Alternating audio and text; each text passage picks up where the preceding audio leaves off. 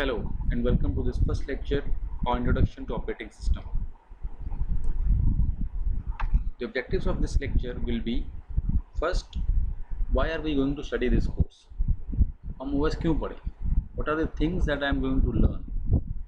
How all this is going to make sense to whatever I do with the operating system in my normal life.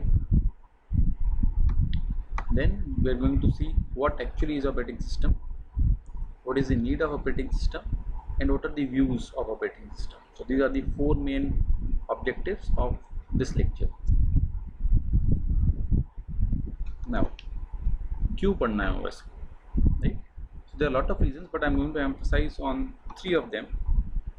First point is, कई बार आपने ये सोचा होगा कि मेरे system में अगर आपको पता है कि प्रोसेसर कौन सा है आपके सिस्टम में, तो you might have observe that it is a quad core और ऑक्टा कोर प्रोसेसर. तो अगर वो क्वाड कोर है मीन्स उसमें 4 कोर्स लगे हुए हैं. अगर वो ऑक्टा कोर है तो उसमें 8 कोर्स हैं. Similarly the thing is with your mobile, it is octa core और quad core.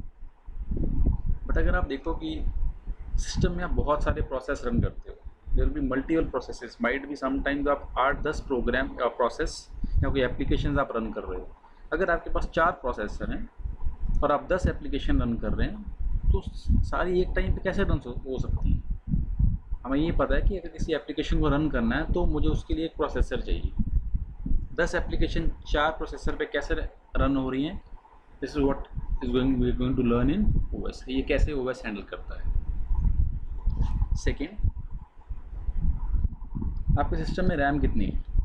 4 GB, 8 GB, right? किसी सिस्टम में 16 GB भी होगा, right? Generally people don't have RAM more than 16 GB in their system. High end किसी का system है तो fine. We all play games. आप कोई भी एक अच्छी सी गेम ले लो, उसकी एग्जांपल लो, उस गेम का साइज़ कितना होगा? आजकल नॉर्मली 20 GB, 40 GB की गेम्स आती हैं. मेरा सिस्टम अगर 4 GB या 8 GB का है और मैं उसमें 20 GB की गेम रन कर रहा हूँ, how is it possible? I know that for running any process, that process has to be in the RAM. मुझे कोई भी एप्लीकेशन रन करनी है तो रैम में होनी ज़रूरी है, तभी वो एप्लीकेशन रन होगी, अदरवाइज वो रन नहीं होगा. एप्लीकेशन या गेम मेरी 20 GB की है, रैम मेरी 8 GB की है, तो मैं कैसे रन कर पा? Right. Next, data manipulation. Right. Sometimes ऐसा हो सकता है कि आप एक प्रिंटर यूज़ कर रहे हो, आपने एक कमांड दी, वो सेम प्रिंटर शेयर्ड है किसी और सिस्टम के साथ, उस सिस्टम पर भी किसी यूज़र ने एक कमांड दी, then there are 2 print commands on the same time. How this printer handles this और how your OS handles this such that जो दोनों प्रिंट हैं वो एक एक करके आए, सेम टाइम पे ना आए. तो किसी प्रोसेस को पहले वेट करना किसी को ही वेट करना पड़ेगा क्योंकि दूसरा प्रोसेस रन करे. So all these things that we generally do in our daily life are going to make sense after we cover this operating system course. So now coming to the first thing, what is an operating system? ये operating system है क्या चीज़? नाम हमने सुने होंगे Windows, Linux, Mac, Android, और ये कर क्या रहा है? हमें सबको पता है कि हमारे सिस्टम में बहुत सारे हार्डवेयर हैं, प्रोसेसर है, रैम है, जिसे आप मेमोरी कहते हो, मेन मेमोरी, प्रिंटर है, स्पीकर है, हार्ड डिस्क है. So there are lot of hardware devices that are attached to our system. Let us suppose as a user you want to interact with them. आपको किसी एक hardware के साथ interact करना है. मान लो आपको स्पीकर है, आपने एक सॉन्ग प्ले करना है, then how you are going to do it? आपको तो स्पीकर चलाना नहीं आता, आपको नहीं पता उसकी कोडिंग कैसे हो रखी है. You cannot write a program. A layman user जिसने कभी प्रोग्रामिंग पढ़ी नहीं है वो कैसे करेगा इस चीज़ को? कैसे स्पीकर को एक्सेस करेगा? नॉर्मली आप क्या करते हो? You open a music player, double click and the song starts playing. अब वो डबल क्लिक के बाद क्या हुआ? Actually is what is a set of instructions जो किसी ने प्रोग्रामिंग करी हुई है.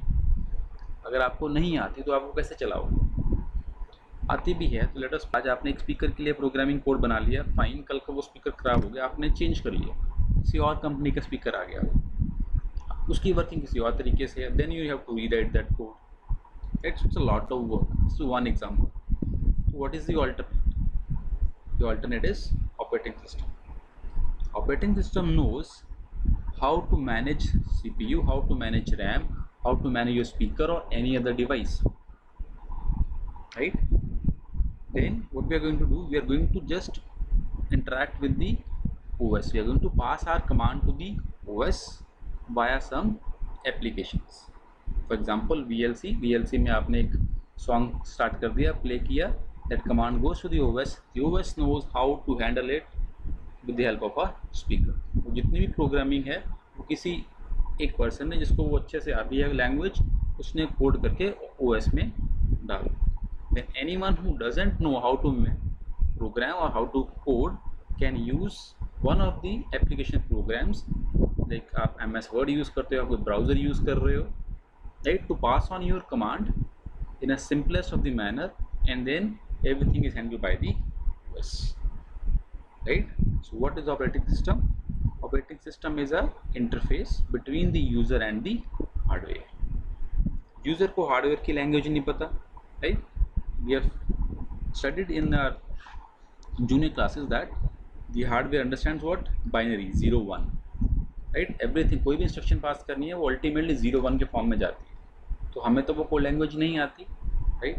Then OS knows that language. Similarly हमें क्या आता है, हमें इंग्लिश आती है, वो हार्डवेयर को नहीं आती.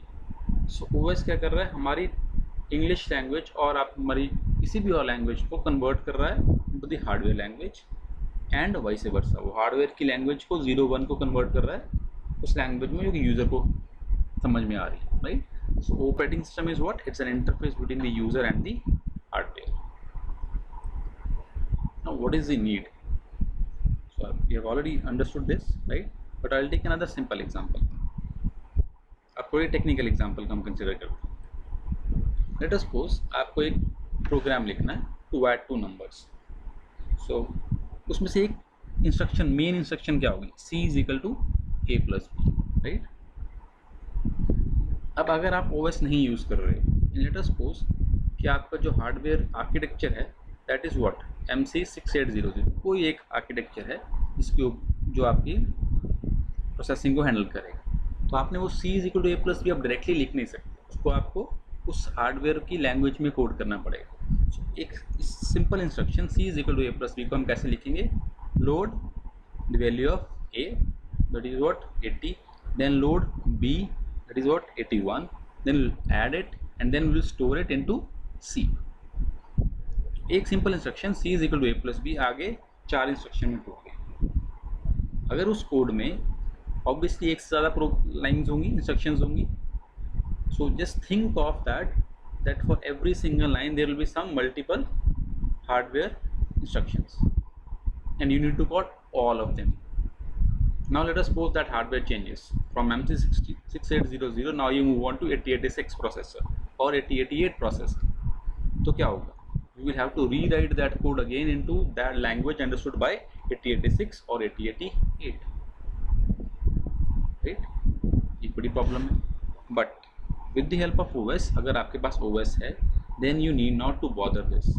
आपको क्या चाहिए? आपको सिंपल हाई लेवल लैंग्वेज चाहिए, right? It can be what? Let us suppose C, और देन whatever is the architecture that you are using, you simply have to write the code in C language. Will be what? C is equal to A plus B, that's it. पीछे क्या होना है उसको? C is equal to A plus B को किस architecture में breakup करना है, that will be handled by the operating system for you. So you need not to bother कि पीछे हार्डवेयर क्या है, right? So this is one of the advantages of using OS. Let's take another example. बहुत ही ज़्यादा common, हम सब MS word use करते हैं, ठीक है जी? लेट अस सपोज आपने MS वर्ड का एक डॉक्यूमेंट ओपन किया हुआ है and you are writing something into it. तो whatever you wanted to write वो आपने फिनिश कर लिया and now you want to save it. तो व्हाट इज द प्रोसेस? हम क्या करते हैं? सिर्फ Ctrl+S, enter the name of the file, press enter and that's it, it gets saved. हमने कभी ये सोचा कि वो कहाँ पे सेव हो रहा है, किस मेमोरी लोकेशन पे सेव हो रहा है? हमने बस D ड्राइव, E ड्राइव का कुछ दे दिया, राइट? हैव वी बॉदर्ड कि जहाँ पे वो सेव हो रहा है कोई और प्रोग्राम तो नहीं, किसी और की फाइल तो नहीं वहाँ पे सेव? क्या मुझे परमिशंस हैं वहाँ पे ये करने की? Because all this is being handled by the OS. हमने क्या किया? बस Ctrl+S सेव. किस एड्रेस पे सेव होना है, कितनी उसको लोकेशन चाहिए, कितनी मेमोरी चाहिए, and if it is my document, no one else should be able to read it. All this is managed by the OS. Right? So these are the few advantages of having an operating system in our machine. Now I'll ask you a simple question. Can we use a system without installing an OS? अगर मेरे laptop पे, अगर मेरे mobile पे OS नहीं है तो क्या मैं उस सिस्टम को यूज़ कर सकता हूँ? So I would like you to share your answers in the comment section here, and I will discuss the answer in the next video.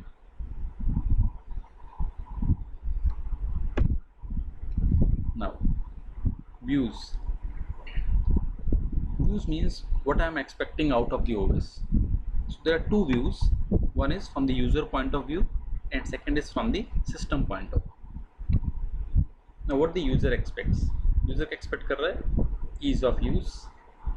Ease of use means कि जो सिस्टम है बहुत easy हो उसके लिए यूज़ करना. जैसे हम लोग सब विंडोज़ यूज़ करते हैं, क्यों? Because it is very easy to use. उसमें एक माउस है, ग्राफिक्स हैं, हम क्या देखते हैं, लेफ्ट क्लिक किया ओपन हो जाता है, राइट क्लिक किया कुछ ऑप्शंस आ जाती हैं, and then we do it. Even if I have never use a computer, I am not a computer expert, 2-3 दिन के यूज़ करने के बाद we are able to use the laptop. Same is with the mobile.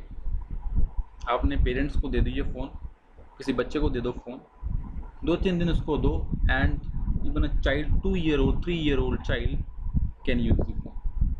Why? Because it is very easy to use. Okay. Second is, so as a user I am expecting what? कि जो मेरा operating system है बहुत easy होना चाहिए use करने के लिए, इसलिए मैं उसको प्रेफर करूँ. That's why Windows is so popular, because it is very easy to use. Second क्या है? परफॉर्मेंस. लाइक मोबाइल फोन्स, आपने बहुत सारे ऐड देखे होंगे पीछे, where the ad simply focus on battery life. Because मैं बार बार चार्ज नहीं करना चाहता हूँ, तो मेरा ऑपरेटिंग सिस्टम ऐसा होना चाहिए जो मेरे हार्डवेयर की परफॉर्मेंस को इंक्रीज़ करे. उसकी battery, hardware, battery is one of the hardware, तो उसकी लाइफ को बढ़ा दे. मुझे चार्जिंग कम करनी पड़े तो वो कैसे करेगा? Late us suppose this one application which goes into the background. आपने पहले फेसबुक किया होता, अब आपने व्हाट्सएप ओपन कर दिया, तो फेसबुक कहाँ चला गया? बैकग्राउंड के ऊपर. अगर आपने काफ़ी देर तक फेसबुक नहीं यूज़ किया, then the OS should actually stop running it, क्योंकि वो फेसबुक पर रन कर रहा है या कोई भी और एप्लीकेशन रन कर रही है, तो आपकी बैटरी को यूज़ कर. कैमरा है, आपने बैकग्राउंड पे चले गए, आप कैमरा नहीं यूज़ कर रहे, पर आपने उसको एप्लीकेशन क्लोज नहीं किया, कैमरा तो ऑन रहेगा, जो आपकी बैटरी कंज्यूम करेगा. Then the OS should be such which manages all those applications plus your hardware, so that your performance of the system increases. Right? So there can be different views from the user point. From the system point of view, मेरा जो hardware है वो क्या expect करता है? System as a whole, the system expects the OS to be act like a resource manager. Because system के बहुत सारे रिसोर्सेज हैं, CPU है, मेमोरी है, प्रिंटर है, माउस है. So it wants that all these resources should be used in the most optimized way. If there any process which requires the resource, then that resource should be allocated to the process in the minimum amount of time. और कोई भी resource vacant नहीं होना चाहिए, free नहीं रहना चाहिए. This is what the system expects from the operating system, to act like a resource manager. So what we have learned in this lecture, two main points: operating system is an interface between the user and the hardware, and second, it makes life of any regular user very easy. So in the next lecture, one thing we are going to do is we are going to discuss the answer of the question that I've asked, and the next topic will be studying the different types of systems. So systems are uniprogramming, multiprogramming, and time chains. So these are the three things that we are going to discuss in the next lecture. If you want to download the PPT or whatever we have discussed here, the link is provided. You can go to this link and download the PPT. So see you in the next lecture. Till then, take care.